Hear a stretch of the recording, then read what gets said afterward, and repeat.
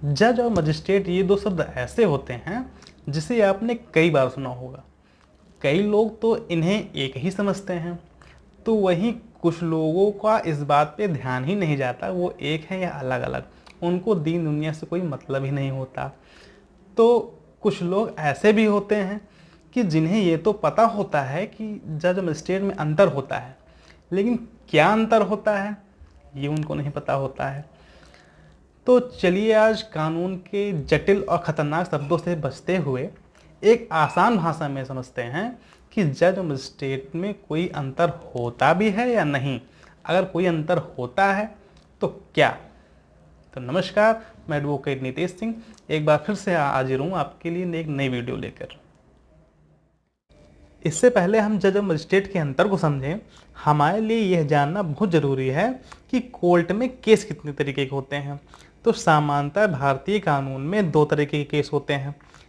एक होता है सिविल केस, जिसे हिंदी में व्यवहार विधिक मामले और उर्दू में दीवानी के मामले कहा जाता है। दूसरा होता है क्रिमिनल केस, जिसे हिंदी में डांडिक मामले और उर्दू में फौजदारी के मामले कहा जाता है। अब क्वेश्चन ये आता है कि सिविल केस और क्रिमिनल केस ये क्या होते हैं। तो अगर इस टॉपिक के बारे में अगर ज़्यादा गहराई से बात करेंगे तो ये वीडियो काफ़ी लंबा हो जाएगा और हम अपने मेन टॉपिक से भी दूर हो जाएंगे। तो शॉर्ट में इसको समझने की कोशिश करते हैं। जिन मामलों में अधिकारों की मांग की जाए, अधिकार की बात की जाए, यानी कि जिन मामलों में जुर्माना, कंपनसेशन, हर्जाना इस सब की मांग की जाए, ये मामले सिविल के मामले होते हैं। और जिन मामलों में किसी अपराध के लिए दंड की मांग की जाती है वो डांडिक मामले यानी कि क्रिमिनल केस होते हैं। तो चलिए इसे एक उदाहरण से समझने की कोशिश करते हैं। मान लीजिए एक व्यक्ति है राम। अगर राम अपना मकान, अपनी ज़मीन या अपनी कोई प्रॉपर्टी श्याम को रेंट पर देता है और श्याम क्या करता है, उस प्रॉपर्टी पर कब्जा करके बैठ जाता है।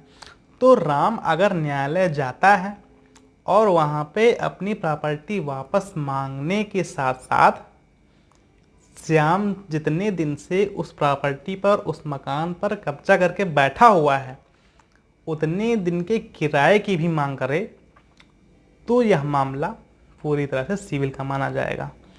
अगर मान लीजिए राम न्यायालय तो जाता है लेकिन वहाँ पे अपनी प्रॉपर्टी को वापस मांगने के साथ साथ, वापस पाने के साथ साथ श्याम के लिए सज़ा की भी मांग करे, तो यह मामला सिविल और क्रिमिनल दोनों का पैटर्न का हो जाएगा।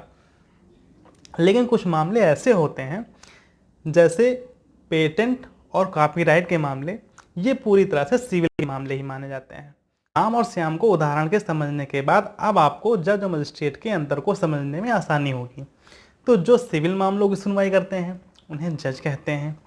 जो क्रिमिनल मामलों की सुनवाई करते हैं उन्हें मजिस्ट्रेट या दंडाधिकारी कहते हैं। जज और मजिस्ट्रेट ये दोनों लोअर कोर्ट में बैठते हैं। अब आपके मन में ये क्वेश्चन आएगा कि लोअर कोर्ट कौन सी हमारी है। तो वो कोर्ट जो डिस्ट्रिक्ट कोर्ट के नीचे के कोर्ट होते हैं वो लोअर कोर्ट होते हैं। जब कोई मामला लोअर कोर्ट से ऊपरी कोर्ट में जाता है यानी कि डिस्ट्रिक्ट कोर्ट में जाता है, तो वहाँ पे सिविल जज और मजिस्ट्रेट के साथ साथ अदालतों के नाम भी थोड़े बदल जाते हैं। जैसे मान लीजिए कि डिस्ट्रिक्ट कोर्ट में कोई केस आता है और वह सिविल या दीवानी का केस होता है, तो उसकी सुनवाई जिला अदालत या जिला न्यायालय में होगी। अगर मान लीजिए वही केस फौजदारी या क्रिमिनल का मामला होता है तो उसकी सुनवाई सत्र न्यायालय यानी कि सेशन कोर्ट में होगी। आपने कई बार कोर्ट के बाहर ये लिखा देखा होगा कि जिला एवं सत्र न्यायालय, ये इसीलिए लिखा होता है। डिस्ट्रिक्ट कोर्ट में जो सिविल मामलों की सुनवाई करते हैं उन्हें सिविल जज कहते हैं। वहीं जो क्रिमिनल मामलों की सुनवाई करते हैं उन्हें सत्र न्यायाधीश यानी कि सेशन जज कहा जाता है। सेशन जज को फांसी की सज़ा देने तक का अधिकार होता है। हाँ, ये बात और है कि उसमें हाई कोर्ट की मंजूरी होनी अनिवार्य होती है। यहाँ एक बात ध्यान देने वाली है कि जब तक मामला लोअर कोर्ट में होता है तब तक मामले की सुनवाई करने वालों के बीच जज और मजिस्ट्रेट का फर्क होता है।